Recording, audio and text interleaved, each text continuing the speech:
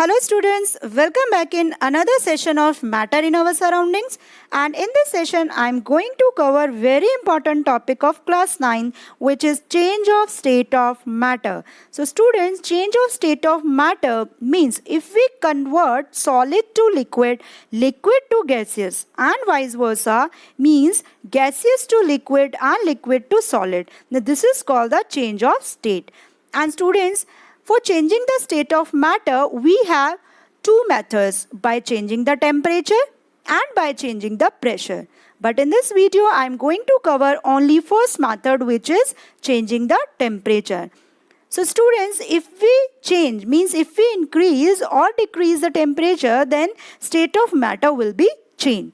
So students, just have a look कैसे change होती है state of matter अगर हम temperature को increase करते हैं और करते हैं decrease. तो स्टूडेंट्स, एक जर्नल कंसेप्ट अपने माइंड में रखना कि अगर हम सॉलिड से कन्वर्ट करते हैं लिक्विड में, लिक्विड से कन्वर्ट करते हैं गैसेस फॉर्म में, तो हमेशा टेम्परेचर होगा इंक्रीज. क्या होगा तब? Temperature increase. अगर हम सॉलिड से करते हैं लिक्विड में और लिक्विड टू करते हैं गैसेस में, टेम्परेचर इंक्रीज मीन्स वहाँ पर हमें करना पड़ेगा heat, right. And vice versa, अगर हम गैसेस से कन्वर्ट करते हैं लिक्विड में एंड लिक्विड टू कन्वर्ट करते हैं सॉलिड में, यानी कि इसका बिल्कुल रिवर्स, तो क्या करते हैं तब? टेम्परेचर को करते हैं हम उस केस में डिक्रीज, मीन्स करते हैं हम वहाँ पर कूलिंग. तो ये चीज़ आप अपने माइंड में रखेंगे तो आपके लिए बहुत ही ईजी हो जाएगा इंटर कन्वर्जन समझना. तो स्टूडेंट्स, यहाँ पर हमारा फर्स्ट टॉपिक है, अगर हम कन्वर्ट करते हैं सॉलिड से लिक्विड में, मीन्स अगर हम सॉलिड टू लिक्विड में जाएंगे तो सबसे पहले मैंने बताया टेम्परेचर करना पड़ेगा आपको वहाँ पर इंक्रीज, मीन्स वहाँ पर आपको हीट करना है. और एग्जाम्पल ले लेते हैं, सपोज अगर मैं आइस क्यूब ले लेती हूँ. आइस क्यूब क्या होती है? Solid form. अगर मैंने आइस क्यूब ली और उसको मैंने हीट करना शुरू किया यूजिंग बर्नर, तो होता क्या है स्टूडेंट्स, जो सॉलिड के पार्टिकल्स हैं, मीन्स जो आइस के मॉलिक्यूल्स हैं, आपको पता है सॉलिड के मॉलिक्यूल्स की प्रॉपर्टी ये क्लोजली पैक्ड होते हैं, और जैसे ही मैं इसको हीट दूंगी, टेम्परेचर को इंक्रीज करूंगी, तो इसके जो पार्टिकल्स होते हैं वो वाइब्रेशन करना शुरू कर देते हैं, मतलब वाइब्रेशन वहाँ स्टार्ट हो जाती हैं. पार्टिकल्स क्या होते हैं? काइनेटिक एनर्जी बढ़ जाती है, और अगर काइनेटिक एनर्जी इंक्रीज होगी तो पार्टिकल्स मूव करना शुरू करेंगे इधर उधर, मीन्स वाइब्रेशन स्टार्ट हो जाएंगी. तो मूव करेंगे ये जब, तो इसके पार्टिकल्स एक दूसरे का जो फोर्स ऑफ अट्रैक्शन है वो क्या कर देंगे? लूज कर देंगे और एक दूसरे से दूर भागेंगे इसके पार्टिकल्स. तो जो सॉलिड है, सॉलिड कन्वर्ट हो जाएगा उस केस में लिक्विड फॉर्म में, क्योंकि काइनेटिक एनर्जी इंक्रीज हुई, फोर्स ऑफ अट्रैक्शन ओवरकम हो गया, कम हो गया, तो वहाँ पर सॉलिड कन्वर्ट हो जाता है लिक्विड फॉर्म में. तो कन्वर्जन आपने देख लिया कैसे सॉलिड कन्वर्ट हुआ लिक्विड में. अब इसी कन्वर्जन को हम कहते हैं मेल्टिंग. जब सॉलिड कन्वर्ट होता है लिक्विड में तो हम क्या कहते हैं? मेल्टिंग. और इसको हम दूसरा भी नाम देते हैं, वो होता है फ्यूजन, राइट. तो हम इसको फ्यूजन भी बोलते हैं और हम इसको मेल्टिंग भी बोलते हैं. तो हम मेल्टिंग को कैसे डिफाइन करेंगे? Change of solid state of a substance into liquid is called melting और is called fusion. Okay, now come to the melting point. अब मेल्टिंग पॉइंट क्या है? स्टूडेंट्स, हर एक सॉलिड का एक अलग मेल्टिंग पॉइंट होता है, ठीक है. डिफरेंट सॉलिड्स का डिफरेंट मेल्टिंग पॉइंट होता है. और यहाँ पर हम देखेंगे जो आइस होता है उसका मेल्टिंग पॉइंट होता है 0 डिग्री सेल्सियस. अब मेल्टिंग पॉइंट है क्या? The temperature at which solid melts, वो टेम्परेचर जहाँ पर सॉलिड करता है मेल्ट और बन जाता है लिक्विड, तो हम उसे कहते हैं मेल्टिंग पॉइंट. और ये होता है स्टूडेंट एटमॉस्फेरिक प्रेशर पे, मीन्स यहाँ पर प्रेशर ना तो इंक्रीज होगा ना ही डिक्रीज होगा. जो प्रेशर हमारे अराउंड है, अराउंड प्रेशर को ही हम क्या कहते हैं? Atmospheric pressure. ये पूरा प्रोसेस कैसा हो रहा है? एटमॉस्फेरिक प्रेशर पर ही हो रहा है. मीन्स प्रेशर ना इंक्रीज हो रहा है ना ही हो रहा है डिक्रीज. हमारे चारों तरफ जो प्रेशर है उसी प्रेशर पर वो टेम्परेचर जहाँ पर सॉलिड मेल्ट हो जाता है लिक्विड में, हम उसे कहते हैं मेल्टिंग पॉइंट. और आइस का मेल्टिंग पॉइंट होता है 0 degree Celsius. Now come to the next one, which is liquid to gases. अगर हम लिक्विड से गैसेस फॉर्म में कन्वर्ट करेंगे, लिक्विड टू गैसेस फॉर्म में कन्वर्ट होगा, वहाँ पर भी इंक्रीज होगा टेम्परेचर, राइट। इंक्रीज हुआ टेम्परेचर मीन्स हीटिंग स्टार्ट की, जब लिक्विड को गर्म करना शुरू करेंगे मीन्स अगर मेरे पास यहाँ पर वाटर मॉलिक्यूल्स है, वाटर है, हमने इसको वही बर्नर से स्टार्ट किया हीट करना, तो वाटर किस में कन्वर्ट हो जाएंगे, गैसेस फॉर्म में, क्योंकि यहाँ पर भी जब इसको हीट मिलेगी तो इनके जो मॉलिक्यूल्स है लिक्विड को वो एक दूसरे से दूर भागेंगे, क्योंकि काइनेटिक एनर्जी हो जाएगी वहाँ पर इंक्रीज। तो जब ये एक दूसरे से दूर भागेंगे फोर्स ऑफ अट्रैक्शन कम हो जाएगा, और फोर्स ऑफ अट्रैक्शन कम होने पर हमारा जो लिक्विड है वो कन्वर्ट हो जाएगा गैसियस फॉर्म में, और इस प्रोसेस को कहते हैं बॉइलिंग, राइट। अब बॉइलिंग पॉइंट क्या होता है, बॉइलिंग पॉइंट वही टेम्परेचर होता है जहाँ पर लिक्विड बॉईल करना शुरू करता है और कन्वर्ट हो जाता है गैसेस फॉर्म में एट एटमॉस्फेरिक प्रेशर, तो हम उसे कहते हैं बॉइलिंग पॉइंट, और बॉइलिंग पॉइंट वाटर का होता है 100 degree Celsius. Now come to the next one is when gas convert into liquid, जब गैस कन्वर्ट होता है लिक्विड में। अब स्टूडेंट्स यहाँ पर एक चीज़ ध्यान रखेंगे जो मैंने आपको बताई थी कि जब सॉलिड लिक्विड में बदल रहा है, लिक्विड गैसेस में बदल रहा है, तब इंक्रीज हो रहा है टेम्परेचर, बट जब उल्टा जाएगा, जब गैसेस लिक्विड में कन्वर्ट होगा तो टेम्परेचर होगा डिक्रीज, मीन्स वहाँ पर कूलिंग करेंगे हम, ओके। तो ये कंसेप्ट ध्यान में रखेंगे तो आपके लिए ईजी हो जाएगा इंटर कन्वर्जन। तो यहाँ पर स्टूडेंट्स हमने देखा कि जो गैस है वो कन्वर्ट हो रही है लिक्विड में, जैसे आपकी मदर जब गर्म करती हैं पानी और उसके ऊपर एक रख देती हैं प्लेट रख देती हैं, सपोज हमने इसको ढककर रख दिया बीकर को, तो हम क्या देखते हैं इसकी प्लेट के ऊपर क्या आ जाते हैं, कुछ वाटर ड्रॉपलेट्स आ जाते हैं, क्योंकि जब ये गैस में कन्वर्ट हो रहा है और प्लेट का टेम्परेचर है कम, यानी कि कूलिंग मिल गई, तो कूलिंग मिलने के कारण उस प्लेट पर वाटर वेपर्स क्या हो जाते हैं, इकट्ठे हो जाते हैं, यानी कि वाटर ड्रॉपलेट्स आ जाती हैं। तो अब स्टूडेंट्स वहाँ देखा हमने जो गैसियस फॉर्म थी वो इस प्लेट पर यानी कि कूल डाउन होने पर वाटर में कन्वर्ट हो गई, तो गैस कन्वर्ट किस में हो गई, लिक्विड में। तो उस प्रोसेस को हमने क्या कहा, कंडेंसेशन। क्या कहेंगे उस प्रोसेस को, कंडेंसेशन, राइट। कि स्पेसिफिक टेम्परेचर पे जब कूल डाउन हम करते हैं और गैस कन्वर्ट हो जाती है, किस फॉर्म में, गैस कन्वर्ट हो जाती है हमारी लिक्विड फॉर्म के अंदर, तो हम कहते हैं वहाँ पर कंडेंसेशन, राइट। अब now come to the next one. अब जब लिक्विड बदलेगी फर्दर सॉलिड में, देखो यहाँ पर अभी हमने प्रीवियस में क्या देखा था कि गैस कन्वर्ट हो गया था लिक्विड में, अब लिक्विड कन्वर्ट किस में होगा, सॉलिड में। यहाँ पर भी टेम्परेचर क्या होगा, डिक्रीज, यानी कि कूल डाउन करेंगे, लोअर करेंगे टेम्परेचर को, तो क्या होगा, पार्टिकल्स जो हैं उसके लिक्विड में जो पार्टिकल्स हैं वो उनकी काइनेटिक एनर्जी क्या हो जाएगी, कम हो जाएगी, वो बेचारे थक जाएंगे क्योंकि उनका टेम्परेचर हो गया वहाँ पर डिक्रीज। तो जैसे ही काइनेटिक एनर्जी कम हो गई, पार्टिकल्स का मूवमेंट हो जाएगा कम और वो एक ही जगह आके इकट्ठे हो जाएंगे, तो लिक्विड बदल जाएगा किस में, सॉलिड में। जैसे अगर मैं पानी को रखती हूँ फ्रिज के अंदर तो पानी कन्वर्ट हो जाता है किस में, आइस क्यूब में, और आइस क्यूब क्या है, सॉलिड फॉर्म, तो उस प्रोसेस को कहते हैं फ्रीजिंग, राइट। जब फ्रीजिंग किसे कहते हैं, जब टेम्परेचर कर देते हैं कम और लिक्विड बदल जाता है सॉलिड फॉर्म में, तो हम कहते हैं freezing.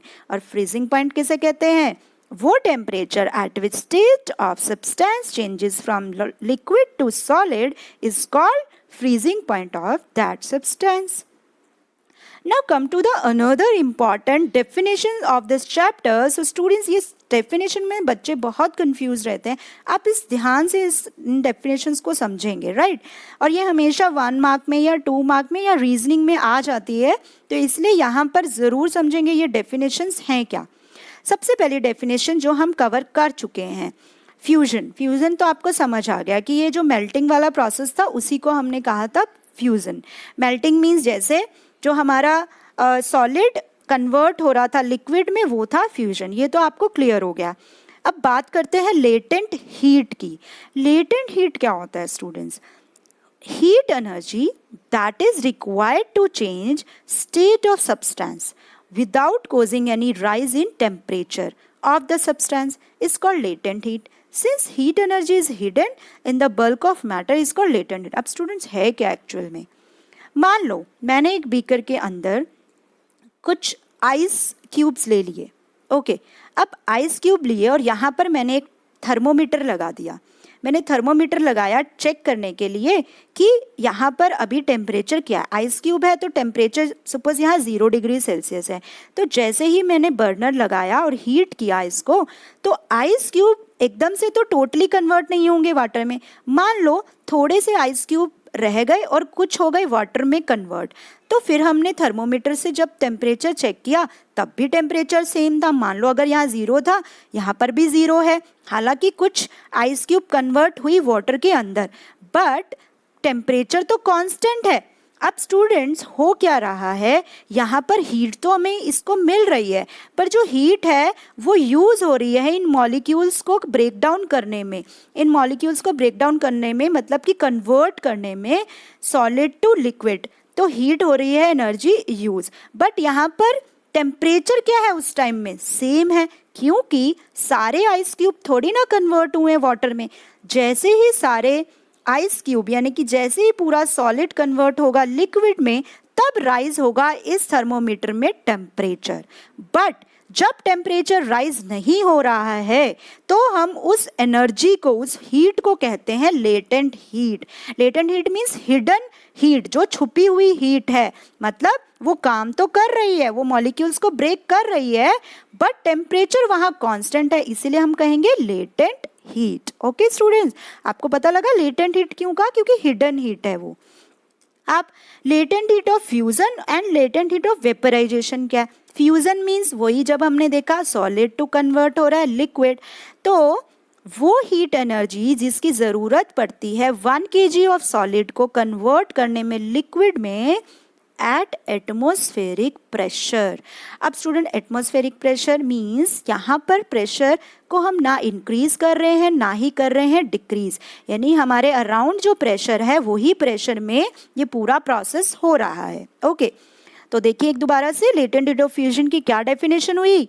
Heat energy required to convert 1 kg of solid into liquid at atmospheric pressure at its melting point, यानी कि जो उसका मेल्टिंग पॉइंट है उसके उस पर जो एटमॉस्फेरिक है वो भी चेंज नहीं हो रहा है, यानी कि हमारे अराउंड जो प्रेशर है वो, और वो हीट एनर्जी जो जिसकी ज़रूरत हो रही है 1 kg सॉलिड को कन्वर्ट करने में लिक्विड में, उसे हम कहते हैं latent heat of fusion. Right, अब वेपराइजेशन की बात कर लें। वेपराइजेशन मीन्स लिक्विड कन्वर्ट होगा गैसियस फॉर्म में, लिक्विड कन्वर्ट होगा गैसियस यानी वेपर्स फॉर्म में कन्वर्ट होगा। कितना, 1 किलोग्राम लिक्विड यानी कि 1 kg लिक्विड, वो हीट एनर्जी जिसकी ज़रूरत पड़ती है 1 kg लिक्विड को कन्वर्ट करने में, किसमें, गैसियस फॉर्म में कन्वर्ट करने में, at atmospheric pressure at its boiling point, उसी बॉइलिंग पॉइंट पर। राइट, उसको कहते हैं latent heat of vaporization. Okay, तो आपको पता लग गया latent heat means hidden heat, यानी कि जब टेम्परेचर एज इट इज है, राइज नहीं हो रहा है टेम्परेचर का, without any rise in temperature, जब हीट एनर्जी रिक्वायर्ड होती है किसी स्टेट को चेंज करने में, मतलब अगर हम सॉलिड से कन्वर्ट कर रहे हैं लिक्विड में तो क्या बोलेंगे, लेटेंट हीट ऑफ फ्यूजन। अगर हम लिक्विड से गैस में कन्वर्ट कर रहे हैं तो हम बोलेंगे latent heat of vaporization. Okay, तो ये था हमारा concept latent heat of fusion, latent heat of vaporization. Now come to the last topic which is sublimation. अब स्टूडेंट सब्लिमेशन क्या है, हमने देखा सॉलिड से लिक्विड बदला, लिक्विड से बदला गैसियस फॉर्म, और हमने इसका उल्टा देखा, गैसियस से लिक्विड बदला और लिक्विड से बदला सॉलिड फॉर्म। बट अगर लिक्विड फॉर्म को कर दे skip, means solid direct convert हो गैसियस में या फिर गैसियस फॉर्म डायरेक्ट कन्वर्ट हो सॉलिड में, तो हम कहते हैं सब्लिमेशन। तो देखेंगे सब्लिमेशन क्या है, change of state of substance directly from a solid to gas और gas to solid without changing into liquid, यानी कि लिक्विड फॉर्म चेंज ही नहीं होगी, डायरेक्ट चेंज हो जाएगा सॉलिड से या गैसियस फॉर्म या गैसियस से सॉलिड फॉर्म, तो हम कहते हैं उस प्रोसेस को सब्लिमेशन। ओके, जैसे आपकी मदर, आपने देखा होगा कभी, आपका कोई सूटकेस है उसके अंदर कपड़े रखे हैं, विंटर क्लोथ्स रखे हैं, तो आपकी मदर नेप्थलिन की वहाँ पर वो रख देती हैं, क्यूब्स आते हैं, मतलब नेप्थलिन की टेबलेट्स आती हैं, वो रख देती हैं। तो नेप्थलिन थोड़े दिनों बाद आप देखते हैं कुछ मंथ के बाद डिसअपियर हो जाती हैं, तो वो हो गया होता है डायरेक्ट कन्वर्जन हो जाता है, यानी कि सॉलिड डायरेक्ट कन्वर्ज होता है गैसियस फॉर्म में। तो उसे हम कहते हैं सब्लिमेशन प्रोसेस, राइट। तो ये था स्टूडेंट्स हमारा बहुत ही इम्पॉर्टेंट टॉपिक, और इम्पॉर्टेंट टॉपिक में हमने कवर किया कि कैसे गैसेस लिक्विड में, लिक्विड गैसेस फॉर्म में कन्वर्ट होता है। एक बार हम समरी देख लेते हैं कि जब सॉलिड कन्वर्ट हो रहा है लिक्विड फॉर्म में, जब सॉलिड कन्वर्ट हो रहा है लिक्विड फॉर्म में हम उसे कहते हैं मेल्टिंग, जब लिक्विड कन्वर्ट हो रहा है स्टीम में हम उसे कहते हैं इवेपोराइजेशन, और जब उल्टा हो रहा है प्रोसेस, मतलब गैसेस कन्वर्ट हो रहा है लिक्विड में, हम कहते हैं कंडेंसेशन, लिक्विड कन्वर्ट हो रहा है सॉलिड में, हम कहते हैं फ्रीजिंग। तो ये थी हमारी change of state of matter. Thank you, have a nice day.